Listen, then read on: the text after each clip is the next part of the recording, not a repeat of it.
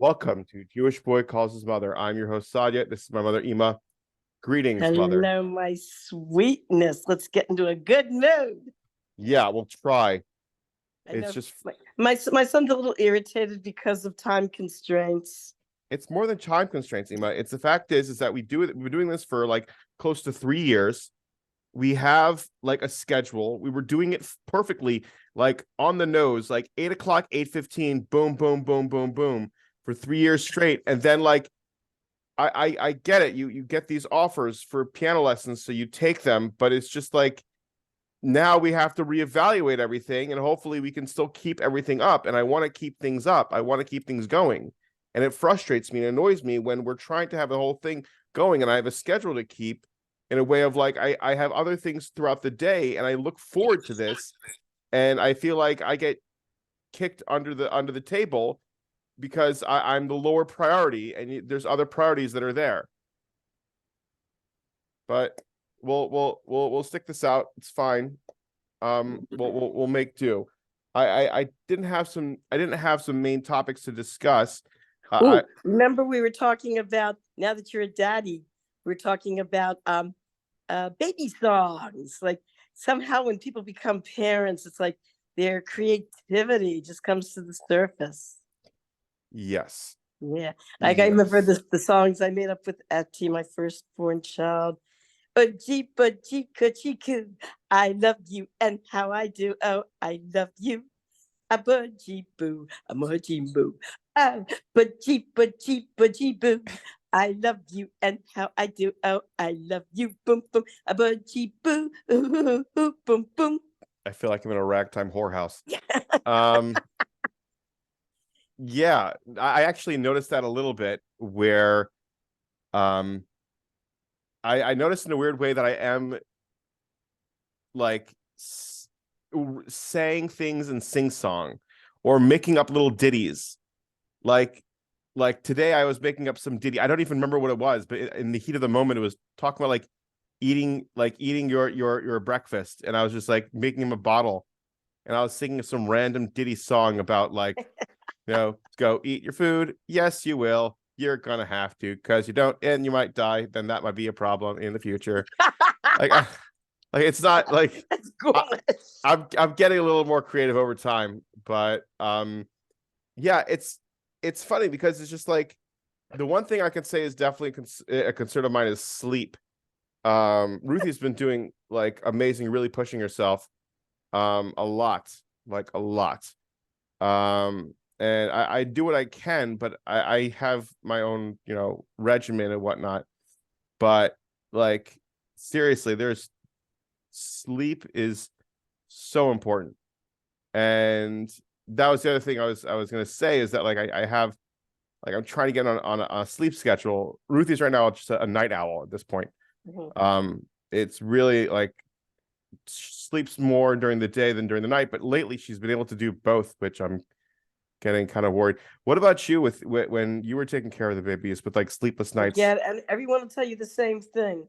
Once you start your family life, forget forget getting any sleep for the next at least 20 years. It makes sense. It makes sense. We're like, I'm perpetually tired, but I just wake up at 6 and go and start my day. Well, I think about well, I was thinking about, Chris being a parent. Yeah, you're up the entire night with the kid until they finally sleep through the night. And even with that, there's a lot of babies that, even though they get past that 6 week point where they're basically sleeping through the night, most of them will wake up, say, like around 2 o'clock for like a 2 o'clock feeding, as Well, opposed to being up the entire night. But I remember, like in college, oh my gosh, exam time, um, final exam time, research papers due. Oh gosh, forget any sleep. Just forget it.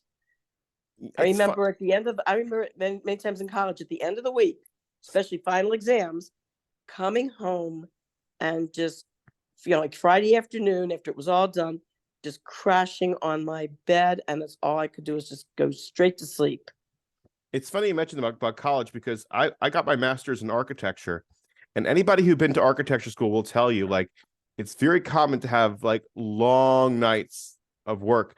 But I mean, the longest night I've had would be like 1 o'clock, 2 o'clock in the morning max. Mhm. But on Sundays, I would be doing a lot of work. I wouldn't leave the studio. I'd be in the studio at 10 in the morning, wouldn't leave the studio till 12, 1 o'clock at night. Mhm. Just working on the classes and working on the designs and going through everything. Yeah, and like luckily I would just manage. I mean, I would just go ahead and like take an energy drink, or when I was younger, I would have the energy like naturally. I would just go ahead and like I'd be hitting the gym, I'd be going Yeah. around. Um, Now it's a little more challenging, but I'm still keeping up. Mhm. But like I know with Tati though, he would go to sleep at like 9:30, wake up at 5 o'clock, 5:30, and start his day. Yeah. Like he had that strict regimen. You go Um, to show, right? do you remember your parents like schedule? Oh Like, gosh. My father, being in the fruit and vegetable business, and and also the chicken business, had to be up at the crack of dawn to go down to the harbor to get the cases of fresh fruits and vegetables that were literally being taken off the boats. whoa, Um, and chickens too, ship chickens.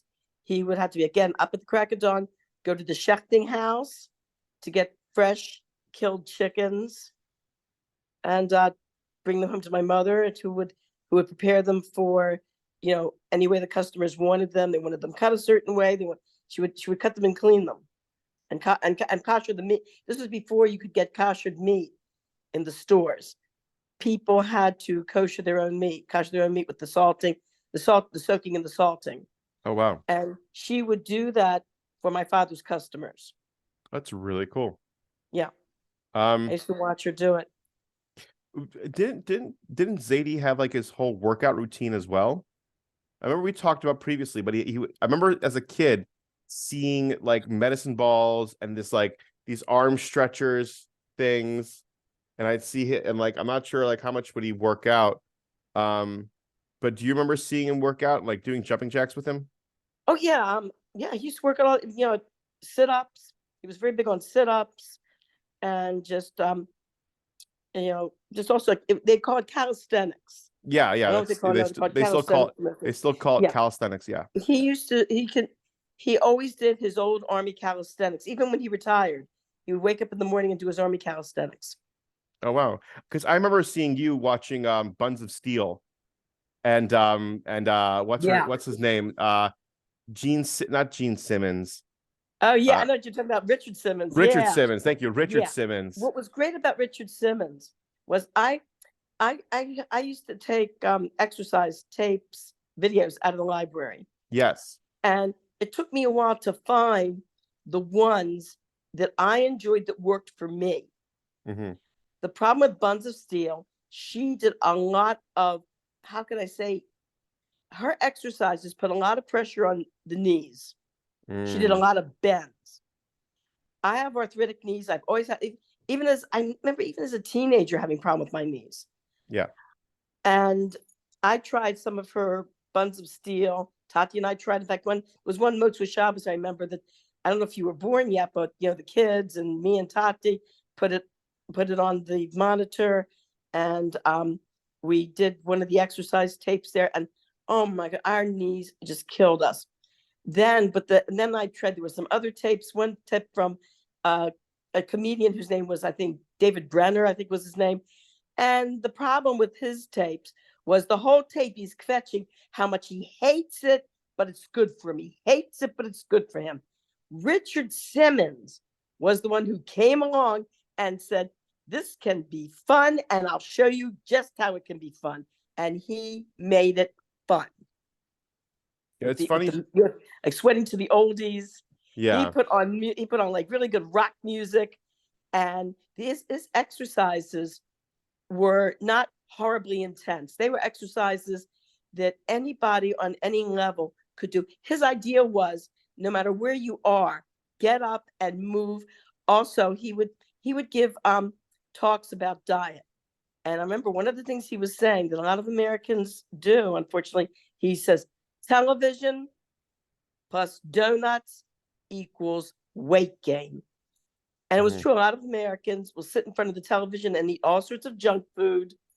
And that, and that's our problem as a culture. In fact, there was this one family that was unfortunately very rotund, all of them, the mother, the father, the kids. Whenever I would visit them, they were always sitting in front of the television eating. Always. Yeah, that's never good. Because I was gonna say, you mentioned earlier about your knees.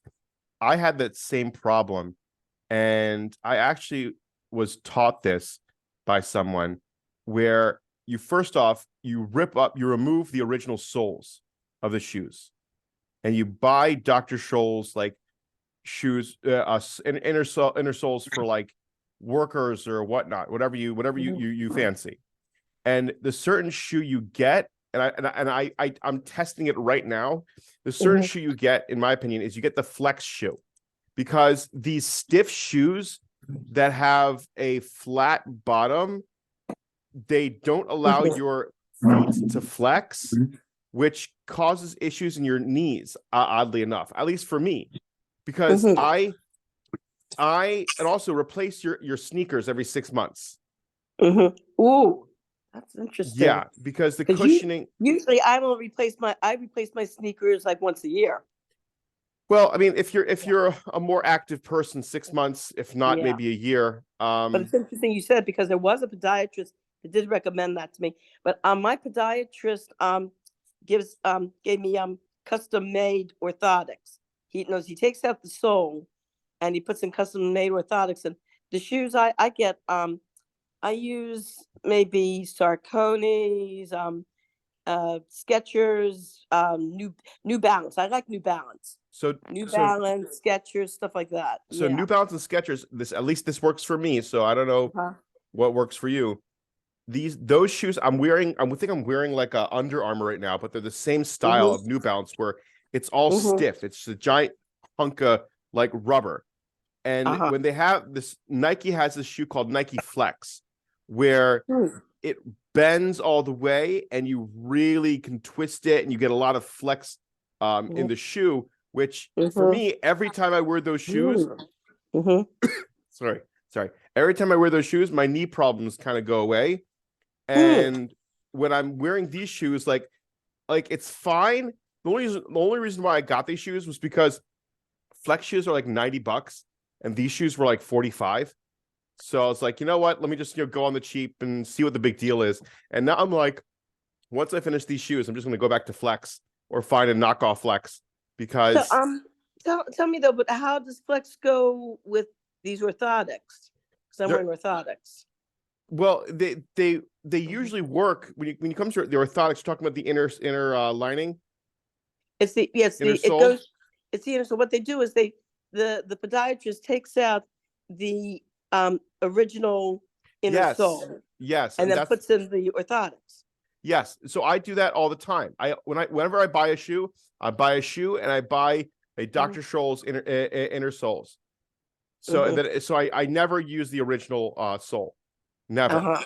I used to do it all the time.